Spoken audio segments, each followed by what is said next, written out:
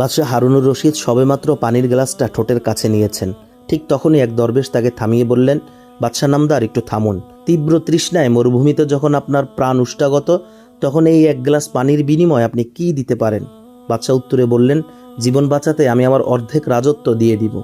দরবেশ বললেন, ঠিক আছে, এবার আপনার পানি পান করুন। পানি পানের পর দরবেশ আবার জিজ্ঞেস করলেন, আচ্ছা, এই পানি যদি আপনার শরীর থেকে বের না হয়, প্রস্রাব বন্ধ হয়ে যায়, তখন তা বের করার জন্য কি করতে পারেন? বাদশাহ শিউরে উঠে বললেন, এ তো অসহ্য যন্ত্রণা, তখন বাঁচতে হলে আমি আমার বাকি অর্ধেক রাজত্বও দিয়ে দিব। তখন দরবেশ মুচকি হেসে বললেন, তাহলে ভেবে দেখুন, আপনার পুরো সাম্রাজ্যের মূল্য মাত্র এক গ্লাস পানির সমান, অথচ প্রতিদিন কত গ্লাস পানি আমরা অনায়াসে পান করছি আর বের করছি।